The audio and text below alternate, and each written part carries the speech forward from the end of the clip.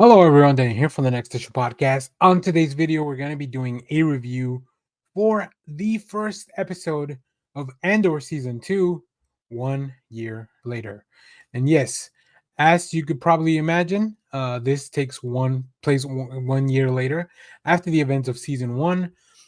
So, what Disney has done, and this will be a quick overview of the season as a whole, uh, we're going to have 3 episode drops every week. So, the first 3 episodes are out as of when you're watching this video. And you can also go in and check out those. But we were talking only about episode 1 in this video. And then Disney will be dropping 3 episodes per week, each one telling you about a thing that's happening 1 year apart, everything leading up to the events of the Rogue One film. This has, of course, returning Diego Luna as Cassian Andor. We also have Stellan Skarsgård as Luthen Ryle. He's an enigmatic leader in the rebellion, but also he's kind of he disguises himself as an art dealer. We also have Genevieve O'Reilly as Mon Mothma, one of my favorite and standout character from that season. Adrian Arjona as Bix, who is an ally of Cassian, possible love interest. We don't know. We do know that she's been through a lot. We also have Deidre Miro, who is a security officer, very ambitious. She was probably what I would call the adversary of season 1. There's a lot more people. We also know that Ben Mendelsohn is part of this episode, and in the future we'll see other characters that we know the world, from the world of Andor and Cassian and Rogue One. So I will get to some of those people in the later episodes as they kind of come by. There are some people that I'm very excited to see. Before I get into actual spoilers for this episode, I really, really enjoyed this episode. Um, it is such a welcoming force back to the Star Wars universe. I was a big fan of the first season. Rogue One is my favorite Star Wars movie, like overall, like all, like including everything else. So I'm pretty biased when it comes to this stuff, but I think Tony Gilroy really understands how to present a compelling story in this world.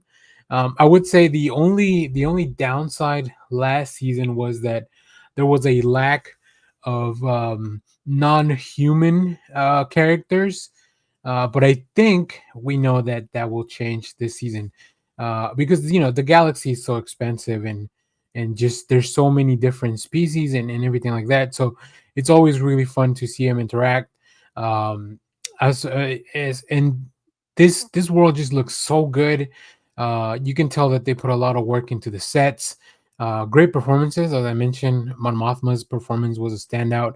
Adria Arjona too. She went through such a big emotional arc, and then of course the messaging of the show, right, which really reflects a lot of the themes that are true to the real world in many different levels. There's actually something very interesting that kind of happens in this first episode, which is definitely a commentary on things that are happening or have happened in the world, and of course everything is mirrored and filtered through this Star Wars, the themes and characters and locations. So all right, let's get into the actual episode.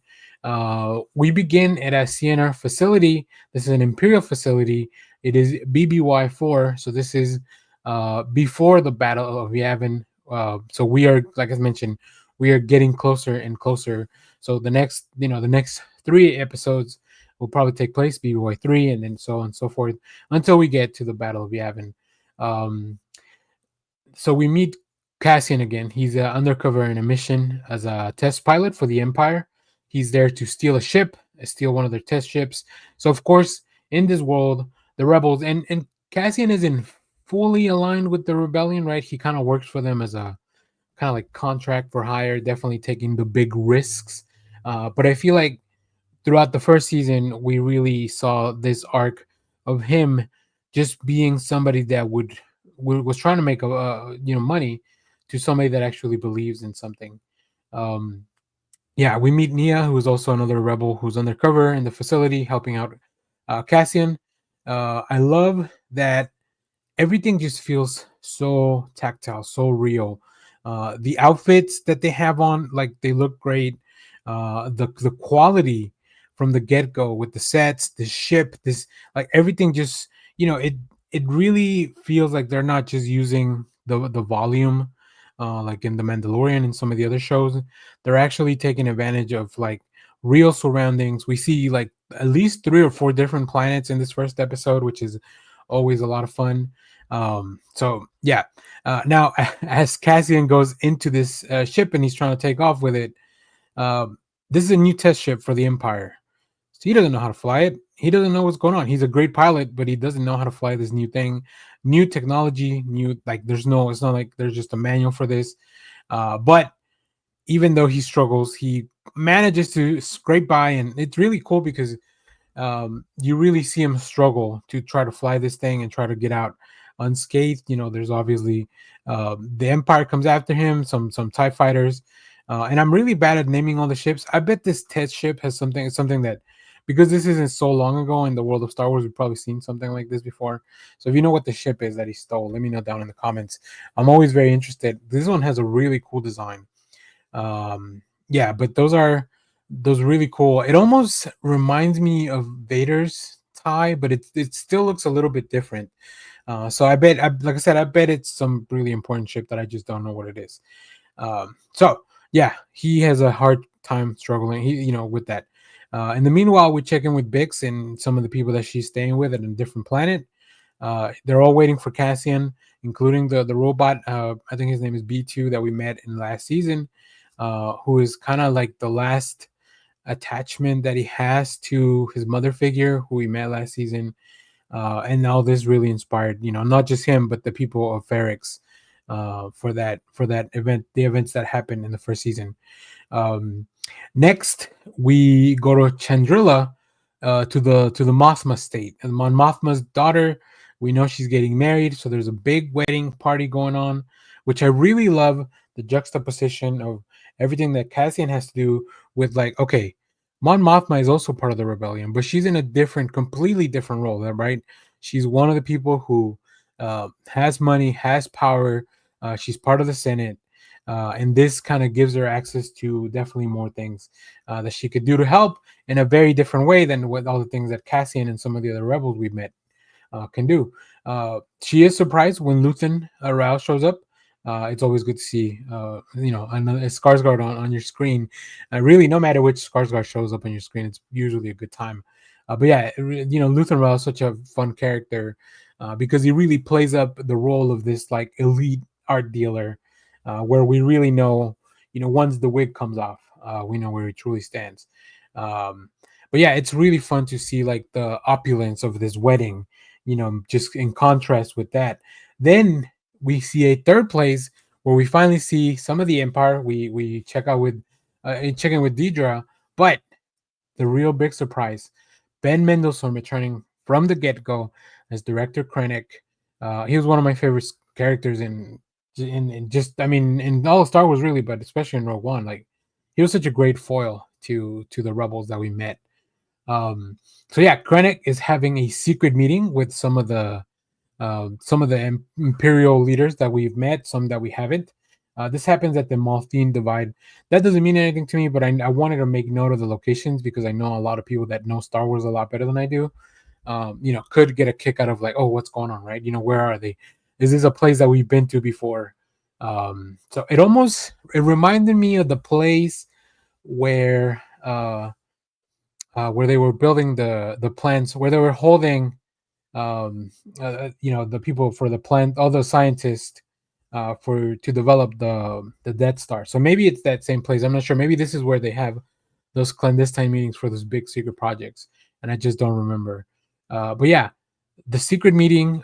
We begin with this like informational video about Gorman, who is a planet that has like these spiders that produce this silk.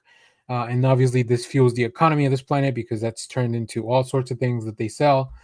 But the Empire has a plan for this place because they're looking for a source of power, and this planet is rich with calcite, which is a source of energy.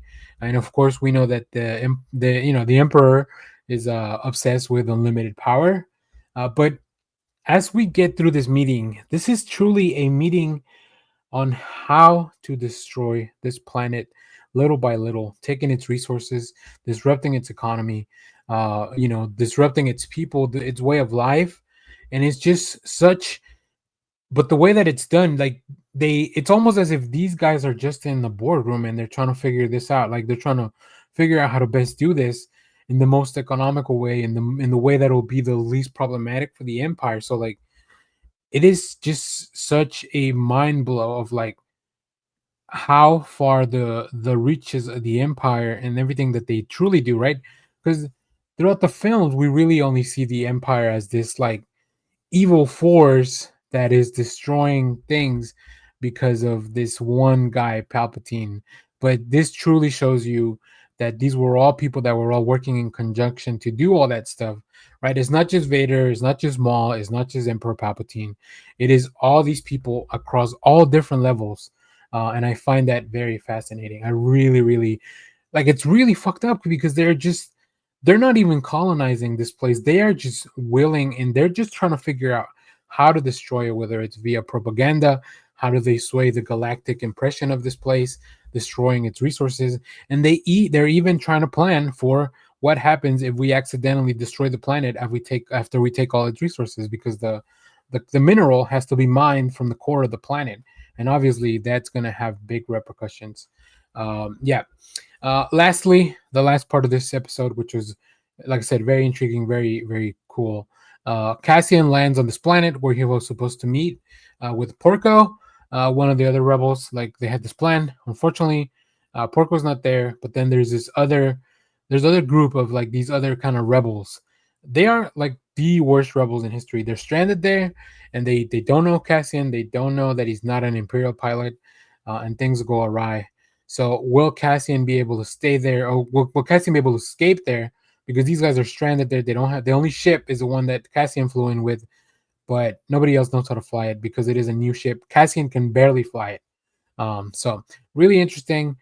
This episode was around 45 minutes or so. So I think everything that I've seen so far looks like it's gonna be under an hour, between 35 to an hour, just because I always take out 7 minutes for credits and all the stuff that Disney Plus puts at the end of the episodes. No end credits as of yet. I don't think this show didn't have any at in the last season. I don't expect them to be any, maybe at the end of the final season. So, or at the end of the final episode. But man, oh man, what an amazing way to kick off. I'll be talking about the other episodes. I'll probably make individual videos. It just depends on scheduling for the channel.